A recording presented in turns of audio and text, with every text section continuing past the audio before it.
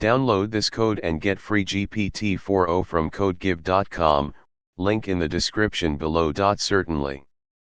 In this tutorial, we'll cover how to remove nan, not a number, values from a numpy array using various methods. Nan values can arise from various sources, such as missing data, and handling them is crucial for data analysis and numerical computations.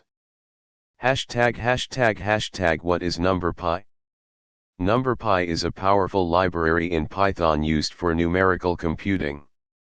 It provides support for arrays, matrices, and many mathematical functions. To get started, ensure you have numpy installed. If it's not installed, you can do so using pip. Removing nan values from numpy arrays. Here are a few common methods to remove nan values from numpy arrays. 1. Using numpy.isNan, and boolean indexing. 2. Using numpy.nan functions.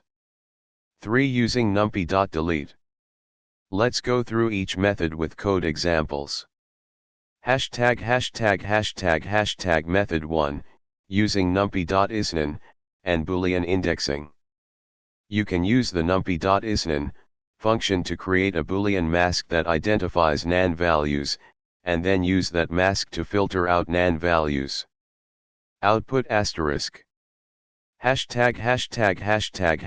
Method 2, using numpy.nan functions. Numpy provides functions specifically designed to handle nan values.